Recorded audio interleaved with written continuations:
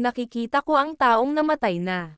Andan sila kahit saan. Naglalakad na parang ordinaryong tao lang. Dahil hindi nila alam na patay na sila. Yan ang sinabi ng 9 years old na bata. Alamin natin ang kwento ng The Sixth Sense.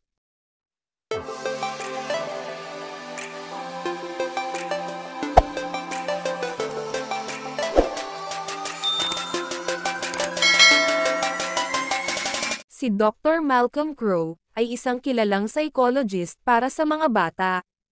Isang gabi sila ay umuwi kasama ang kanyang asawa na si Anna Crowe, mula sa isang event kung saan siya ay pinarangalan para sa kanyang trabaho. Sinabi sa kanya ng kanyang asawa na ang lahat sa mundo ay pangalawa sa kanyang trabaho kasama na siya. Maya-maya ay nalaman nila na may ibang tao sa bahay nila. Lumabas ang isang lalaki na may hawak na baril. Siya si Vincent Gray. Sinabi niya na ayaw na niyang matakot. At inakusahan si Crowe na nabigo siya. Kinilala niya ito na dating pasyente na tinuring niyang bata pa para sa mga guni-guni. Binaril ni Gray si Crowe sa ibabang bahagi ng tiyan, at pagkatapos ay ibinaling niya ang baril sa kanyang sarili. Nang sumunod na taglagas, sa Earms Danich ng South Philadelphia. Nagsimulang magtrabaho si Crowe kasama ang isa pang batang lalaki. Siya ay 9 na taong gulang, na si Cole Sear, may kondisyon na katulad ng kay Vincent. Nagiging mahirap kay Crowe sa pasyenteng ito, dahil hindi niya alam kung matutulungan niya ang bata pagkatapos ng kanyang pagkabigo kay Vincent. Samantala, ang relasyon nila ng kanyang asawa ay nagsimulang masira dahil sa kanyang pagtutok sa trabaho.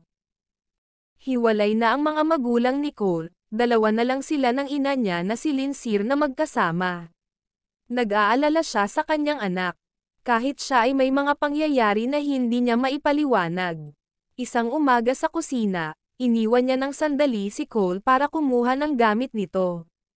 Pagbalik niya ay nagulat siya na nakabukas lahat ng cabinet ng kusina. Hindi niya lang ito pinansin at inasikaso ang anak.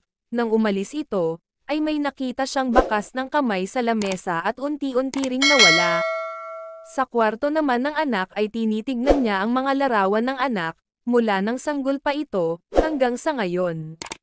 Lahat ng mga larawan ng anak ay may animo liwanag na nakunan ng kamera.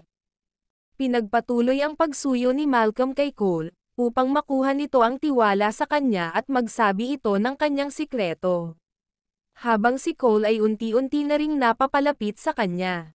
Kasabay nito, patuloy rin niyang sinisikap na ayusin ang relasyon nilang mag-asawa. Na-late siya nang dating sa restaurant habang si Anna ay naghihintay sa kanya.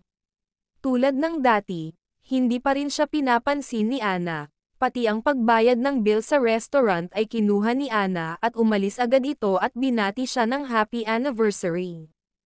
Minsan habang pinag-aaralan ni Malcolm ang kaso ni Cole sa study room sa bahay nila.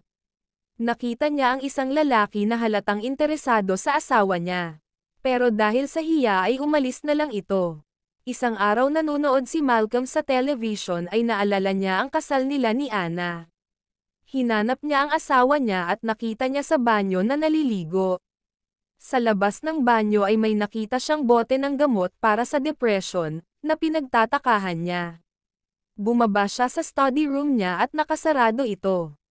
May birthday party na pinuntahan sila Cole ng nanay niya. Aakyat siya ng hagdan para sundan ang lobo na lumipad. May nakita siyang isang kwarto at may naririnig siyang tinig dito, galit na naguutos at nagbabanta na buksan ang pintuan. Nagawang biruin siya ng ibang bata dahil sa pag-aakala nila na nahihibang ito. Ikinulong siya sa kwarto kung saan may tinig na nagmumula. Nagsisigaw si Cole hanggang sa marinig siya ng nanay niya. Sinusubukang buksan ito ng nanay niya ngunit hindi niya mabuksan.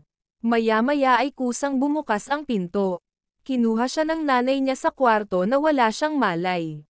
Nakuha na ni Crowe ang tiwala sa kanya ni Cole, at ipinagtapat sa kanya ni Cole na nakakakita siya ng mga patay na tao na naglalakad tulad ng mga regular na tao. Dahil hindi nila alam na patay na sila. Bagamat noong una ay iniisip ni Crowe na si Cole ay namamalikmata lamang, pinakinggan niya ang mga sinabi ng bata.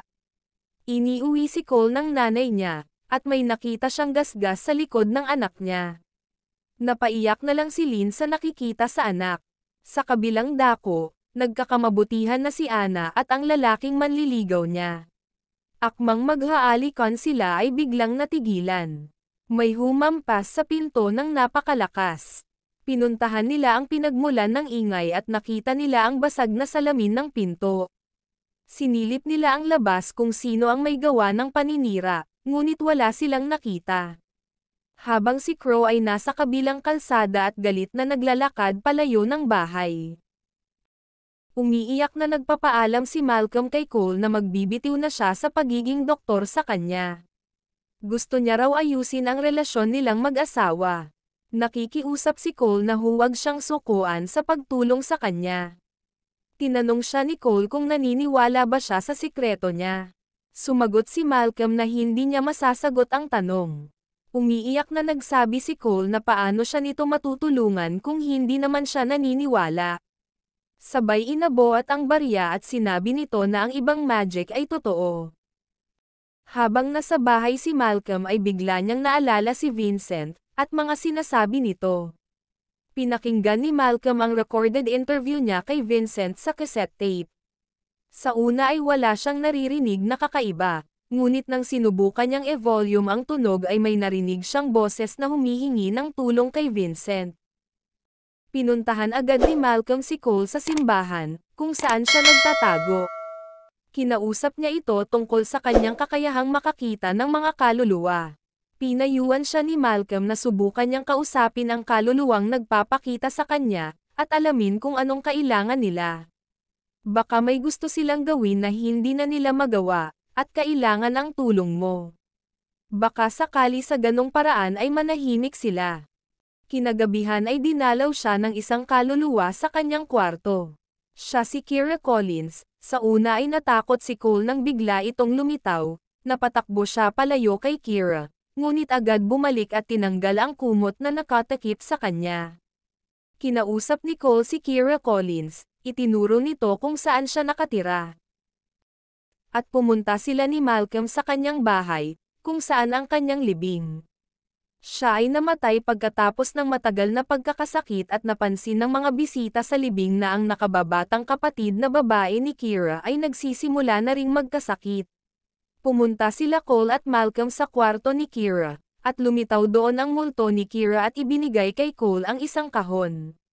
Bit-bit ni Cole ang kahon, ay hinahanap nila ang ama ni Kira. Nang makita ito ay ibinigay ni Cole ang kahon sa ama ni Kira. Binuksan ito ng ama at pinanood ang isang videotape. Makikita sa videotape, ang ina ni Kira na naglalagay ng floor cleaner fluid sa pagkain ni Kira habang inaalagaan si Kira sa kanyang karamdaman. Nalaman ng ama ni Kira at ng ibang tao na nakapanood ng video ang dahilan ng pagkamatay ni Kira. Unti-unti ay nagiging maayos na si Cole, maayos niya rin nagawa ang presentation nila. Naikinatutuwa ni Malcolm. Pagkatapos ng presentation ay nag-usap si Cole at Malcolm. Pinayuhan si Malcolm ni Cole na kausapin ang asawa niya habang ito ay natutulog. Sa gitna ng traffic sa kalsada, ipinagtapat ni Cole ang kanyang sikreto sa kanyang ina, na si Lin. Bagamat sa una ay hindi siya pinaniniwalaan ng kanyang ina. Pero sinabi ni Cole kay Lin na ang kanyang sariling ina ay pumunta upang makita siyang gumanap sa isang pagsasayaw noong siya ay bata pa. Hindi alam ni Lin ito dahil nanatili ang kanyang ina sa likod ng audience kung saan hindi siya makikita. Sinabi rin niya sa kanya ang sagot sa tanong niya noong nag-iisa sa libingan ng kanyang ina. Tinanong ni Cole si Lin kung sa tingin ba niya ay nahihibang ba siya. Maluhaluhang tinanggap ito ni Lin bilang katotohanan na ang anak niya ay may kakaibang kakayanan.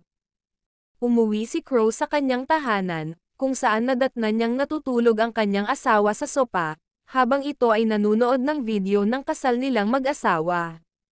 Habang natutulog si Ana, ay nagsasalita ito, kung bakit siya iniwan.